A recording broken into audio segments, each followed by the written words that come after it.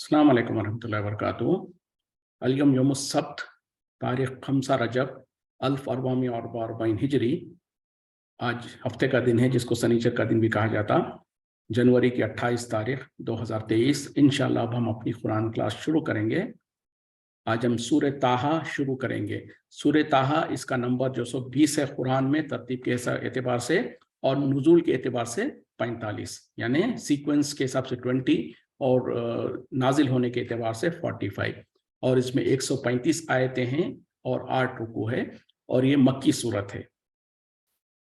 बिस्मिल्लाहि वल्हम्दुलिल्लाहि वस्सलातु वस्सलाम अला अशरफिल अंबियाई वल मुरसलीन, अम्मा बाद फ़अऊज़ु बिल्लाहि मिनश शैतानिर रजीम, रब्बि इश्रह ली सदरी वयस्सिर ली अमरी वहलुल उक़दतम मिन लिसानी यफ़क़हू क़ौली, रब्बी ज़िदनी इल्मा।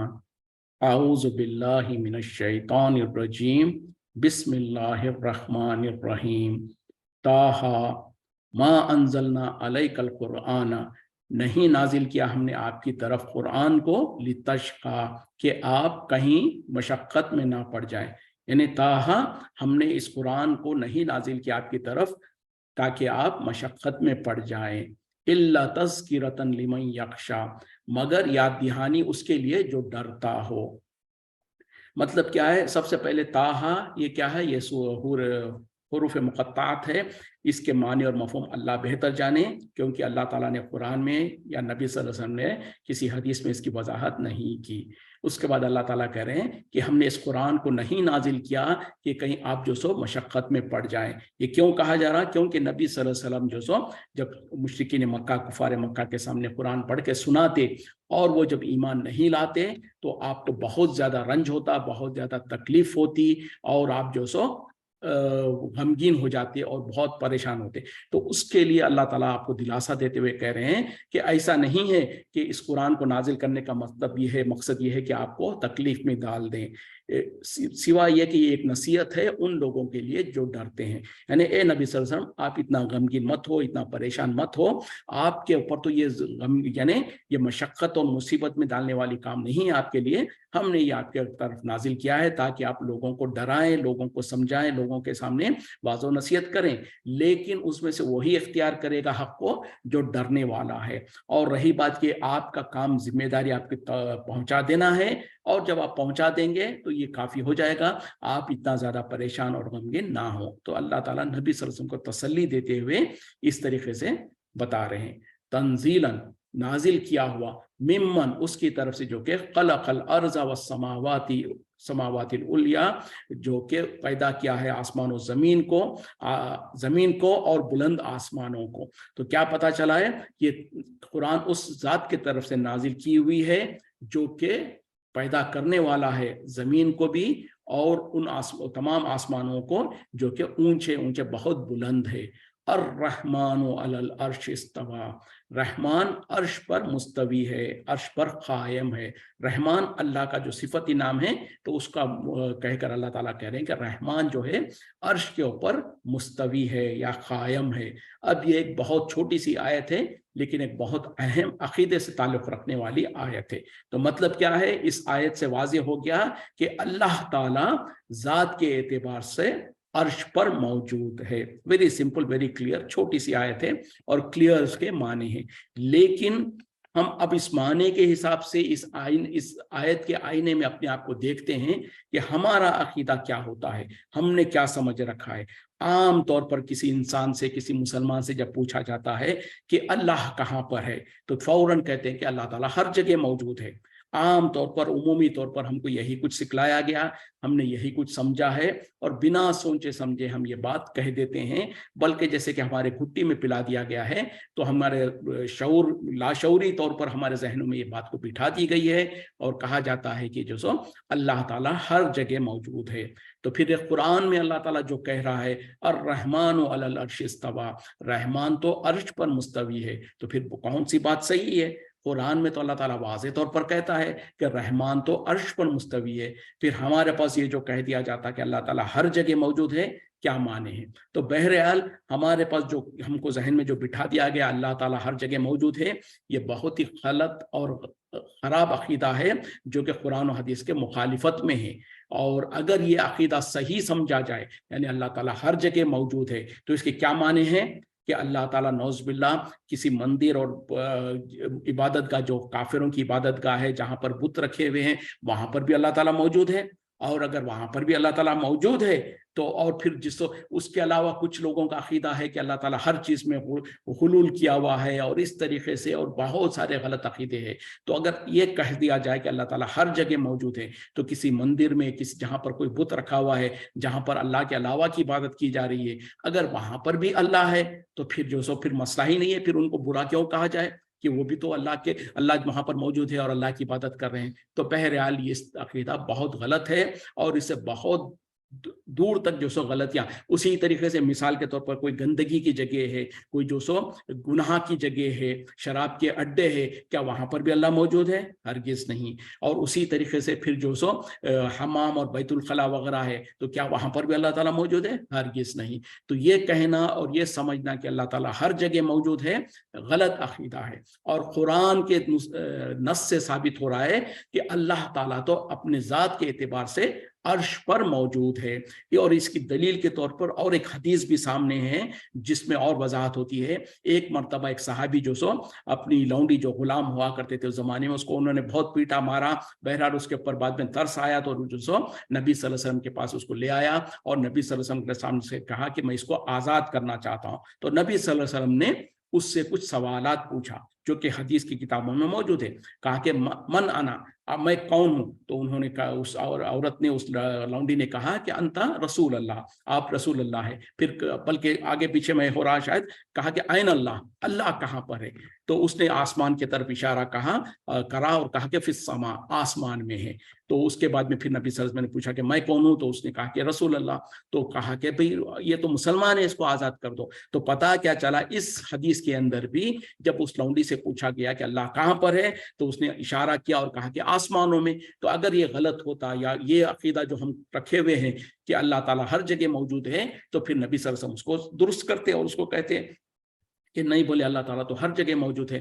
بلکہ جب اس نے کہا کہ آسمانوں میں ہے تو نبی صلی اللہ علیہ وسلم نے اس کو صحیح کہتے ہوئے پھر دوسری سوال پوچھا اس میں بھی اس نے صحیح جواب دیا تو کہا کہ یہ تو مسلمان ہے اس کو تم آزاد کر دو. تو بہرحال یہ دو دلیلیں ہمارے لیے کافی ہے یہ کہنے کے لیے اور یہ عقیدہ درست کرنے کے لیے کہ اللہ تعالیٰ عرش پر موجود ہے. اور اس کے علاوہ اور بہت ساری دلیلیں ہیں جیسے کہ مثال کے طور پر اور ایک حدیث میں نبی صلی اللہ علیہ وسلم نے فرمایا کہ ہر رات کے آخری پہر میں جب تہجد کا وقت ہوتا ہے اللہ تعالیٰ آسمان دنیا پر نزول کرتا ہے. مطلب کیا ہے؟ اتر کے آتا ہے آسمان دنیا پر. تو اس سے خود ثابت ہوا کہ اللہ تعالیٰ پہلے آسمان دنیا پر نہیں تھا کہیں اور تھا پھر وہاں سے وہ نزول کر نیچے آیا.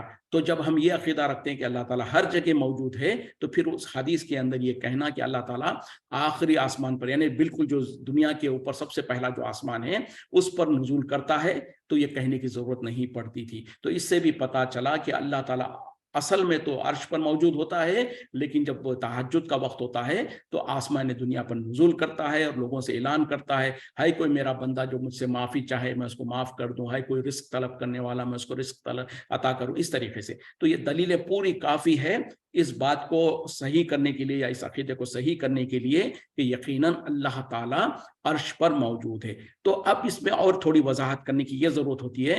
تو پھر ہم کیا سمجھیں کہ جب اللہ تعالیٰ عرش پر موجود ہے تو پھر اس کی تو یہ جو ہمارا عقیدہ غلط عقیدہ ہے اس کے مقابلے میں جو صحیح عقیدہ وہ یہ ہے کہ ذات کے اعتبار سے تو اللہ تعالیٰ عرش پر موجود ہے لیکن عرش پر ہونے کے باوجود زمین کے اندر جو کچھ ہے جو مخلوقات ہے ان کو وہ دیکھتا ہے, آسمانوں میں جو مخلوقات ہے ان کو دیکھتا ہے. بلکہ آگے بھی آ رہا ہے زمین کے سب سے نچلے درجے میں جو آخری تہہ ہوتی ہے وہاں پر کیا مخلوقات ہے اور سمندروں میں کیا مخلوقات ہے, پہاڑوں میں جو مخلوقات ہے وہ سب کچھ اس کے علم میں ہے, اس کی نظر میں ہے, اس کی پہنچ میں ہے, اس کے اختیار میں ہے. کوئی ایسی جگہ یا کوئی ایسی مخلوق ایسی نہیں ہے جو اللہ کے پہنچ سے باہر ہو یا اللہ کے طاقت سے باہر ہو یا اللہ کے نگاہ سے باہر ہو. تو یہ چیزیں اللہ ذات کے اعتبار سے تو عرش پر ہے لیکن اس کی قدرت, اس کی طاقت, اس کی پہنچ اور اس کی گرفت تمام کی تمام کوئی ایسی جگہ نہیں ہے جو اس کے پہنچ سے یا اس کی قدرت سے खाली या बाहर है। तो ये चीज है, इसको हम दुरुस्त करने की जरूरत है, वरना हमारे अंदर जो सो एक जहन में बिठा दिया गया, तो ये अकीदे को दुरुस्त करना है कि अल्लाह ताला अर्श पर मौजूद है और उसकी पहुंच और उसकी कुदरत हर चीज को घेरे हुए है और इहाता किए हुए है। लहू माफिस समावाती, उसी के लिए जो कुछ है आसमानों में, वमा फिल अर्जी, और जो कुछ है जमीन में, वमा बैनहुमा, और जो इनके दरमियान में है, वमा तहत सरा, और जो कुछ बिल्कुल नीचे यानी जमीन की आखिरी तह जो होती है, तहत सर असफल साफिलीन जिसको कहा जाता है, बिल्कुल निचला हिस्सा जो आखिरी है, वहां पर भी जो कुछ है वह सब कुछ अल्लाह ही के लिए, यानी अल्लाह के इख्तियार में तमाम की तमाम मखलूक़ात है, जो कुछ आसमानों में है, जो कुछ जमीन में है, और इनके दरमियान में जो है आसमान और जमीन के बीच में जो खला है, जो स्पेस है, उसमें जो कुछ मखलूक़ात है, जो कुछ है वो सब कुछ अल्लाह ही के लिए है। और यहाँ तक कि जमीन के बिल्कुल निचले हिस्से में जो कुछ है ये सब कुछ अल्लाह की मखलूक है, अल्लाह ताला उस पर कादिर है।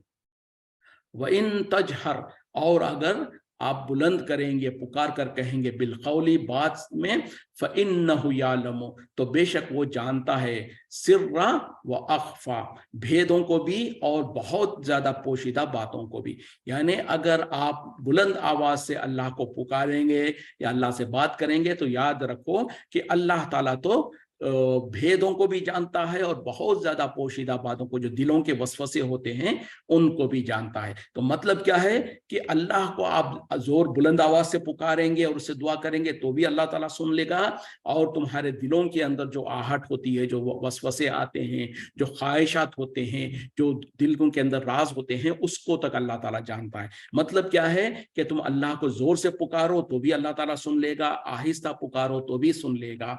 तो मतलब ये है कि जरूरत नहीं है कि आप जोर से और बुलंद आवाज से ही पुकारेंगे तो अल्लाह ताला सुनेगा, ऐसा नहीं है, बल्कि आहिस्ता से भी आप अल्लाह को पुकारेंगे तो अल्लाह ताला सुन लेगा। बल्कि ना सिर्फ यह है कि आहिस्ता पुकारेंगे तो, और आपका और हमारा ख्याल क्या है, कुछ लोग तो होते हैं जो बिल्कुल गूंगे होते हैं और उनकी भी तो कुछ ख्वाहिश होती है, उनकी भी तो कुछ तमन्नाएं होती हैं, तो वो तो जबान से बात ही नहीं कर सकते हैं। तो क्या वो दिल में उनकी ख्वाहिशात जो उठती हैं, जो पुकारते हैं, क्या उसको अल्लाह ताला नहीं सुनता है? यकीनन सुनता है, सुनता भी है और उनकी मदद भी करता है, उनकी जरूरतों को भी पूरा करता है। तो ये चीज है कि अल्लाह की सिफत है। अब ये सिफत जब अल्लाह ताला अपनी बयान करता है तो इससे वाज़े हो जाना चाहिए इंसानों को कि इसके अलावा अल्लाह के सिवा किसी और अल्लाह की मखलूक की ये सिफत नहीं हो सकती है। यानी ये बाय डिफॉल्ट अंडरस्टूड हो जाना चाहिए कि जब कभी कोई खास सिफत अल्लाह के लिए बयान की जाती है तो उसका मतलब ही यही होता है कि अल्लाह के अलावा किसी और मखलूक के अंदर वो सिफत नहीं हो सकती। लेकिन अफसोस की बात क्या है, आज हमारे मुल्कों में हमारा एक गलत अकीदा क्या हुआ है, वो ये कि खासतौर पे बुजुर्गान दीन, औलिया अल्लाह जो दुनिया से जा चुके हैं, जो अपने खबरों में मदफून है, उनके बारे में हम ये अकीदा रखते हैं कि अगर कोई इंसान उनके खबर के पास जाए, उनके खबर के सामने जाकर उनको सलाम करे और उनके सामने अपनी कोई हाजत को रखे, तो ना सिर्फ ये कि वो सुनते हैं बल्कि सुनकर हमारी मदद भी करते हैं, हमारी ज़रूरतों को पूरी करते हैं। ये हमने अकीदा बना के रखा है, ये हमारा जहनों में अकीदा है।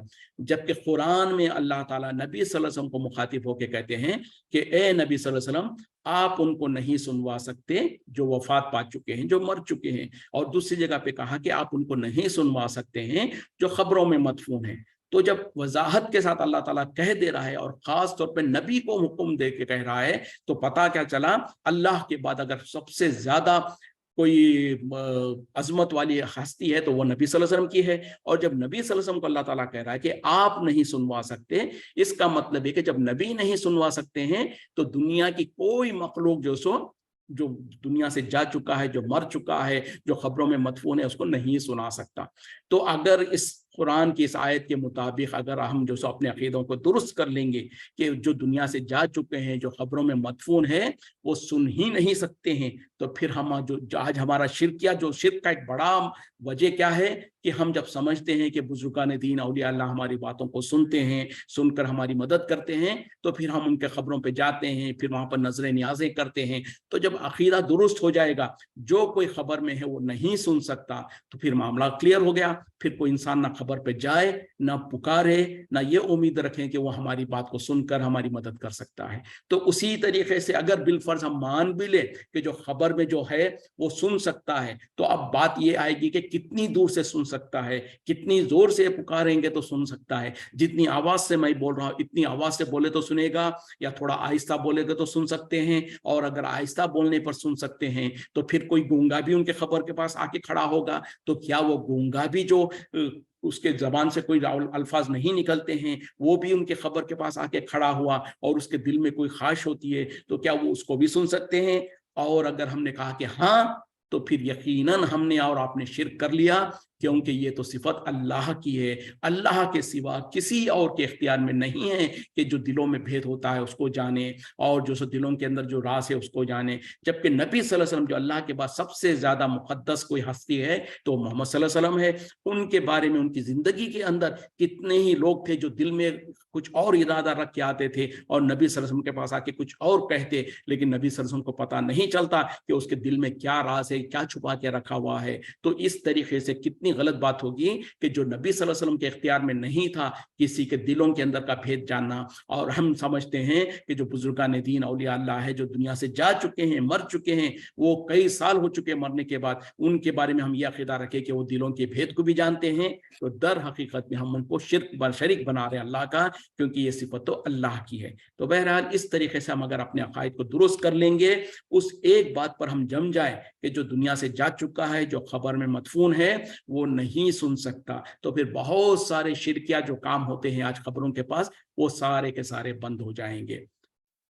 अल्लाहु ला इलाहा इल्ला हुआ, अल्लाह ला इलाह, नहीं है कोई इलाह, इल्ला हुआ, सिवाय उसके, लहुल अस्माउल हुस्ना, उसी के लिए है तमाम अच्छे नाम।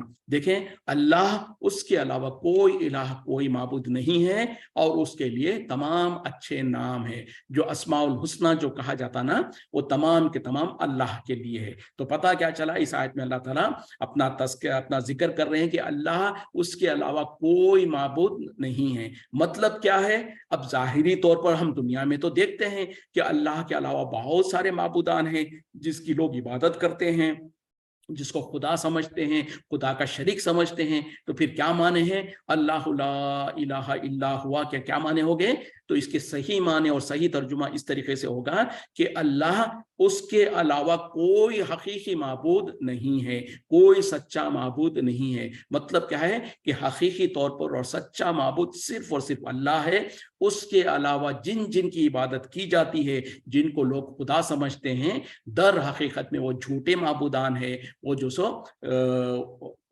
क्या कहते हैं उसको,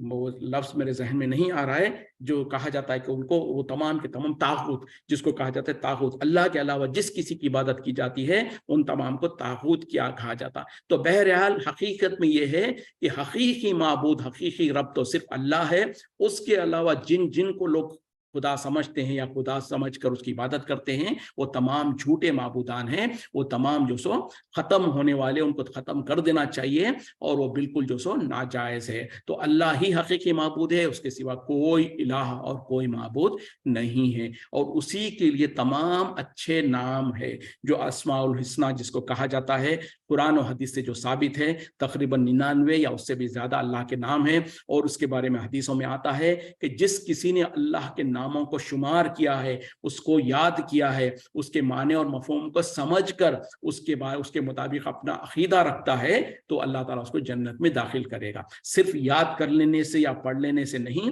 उसको याद करके, उसको समझकर, उसके माने और मफहूम को समझकर उसके पर ईमान रखना, और उसके मुताबिक उसको, उसका वसीला लेकर अल्लाह को दुआ करना, ये तमाम के तमाम चीजें हैं। तो इंसान को अल्लाह ताला जन्नत में जाने का जरिया बन सकता है। जैसे कि रहमान है, यानी रहमान वो है जो आखिरत में तमाम अपने बंदों पर खास रहम और फजल करने वाला। रहीम जो दुनिया में इंसानों के ऊपर भी और मुसलमानों पर भी, काफिरों पर, सब पे रहम करने वाला। तो रहमान और रहीम अल्लाह की सिफतें। उसी तरीके से खालिक, पैदा करने वाला। उसी तरीके से मालिक, सारी चीजों का मालिक।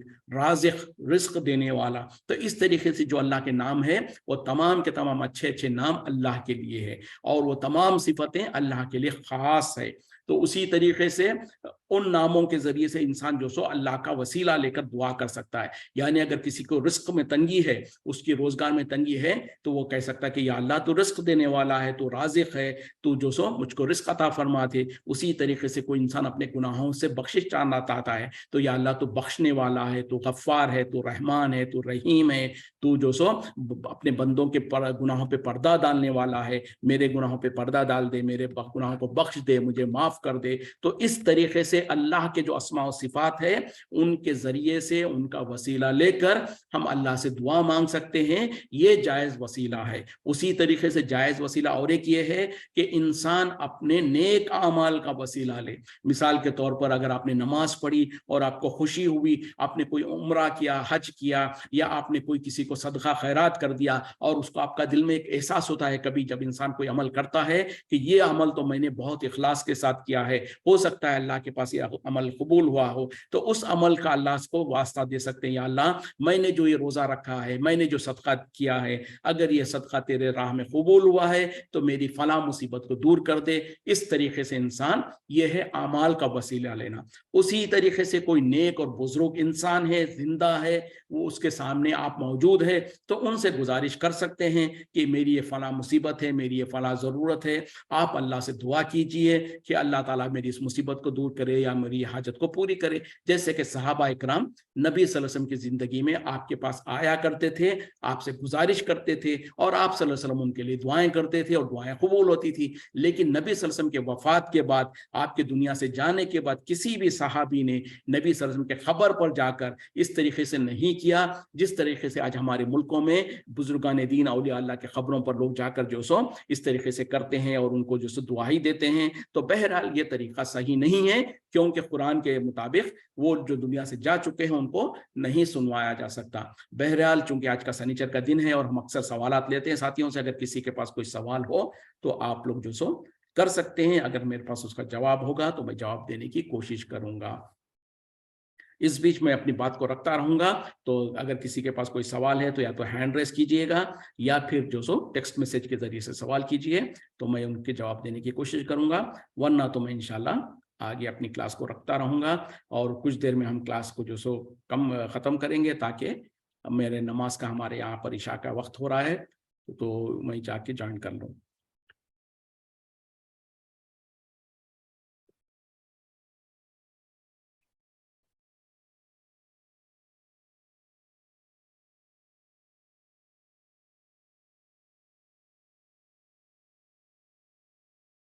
چلیں آگے سے جو سو موسیٰ علیہ السلام کا جو واقعہ ہے وہ شروع ہو رہا ہے, تو میں سمجھتا ہوں بہتر ہے اس کو اگلی کلاس میں ہی ہم شروع کریں. یہیں پر ہم رکتے ہیں. وآخر دعوانا الحمد للہ رب العالمین. سبحانک اللہم و بحمدک, اشہد ان لا الہ الا انت, استغفرک و اتوب الیک. السلام علیکم ورحمۃ اللہ وبرکاتہ.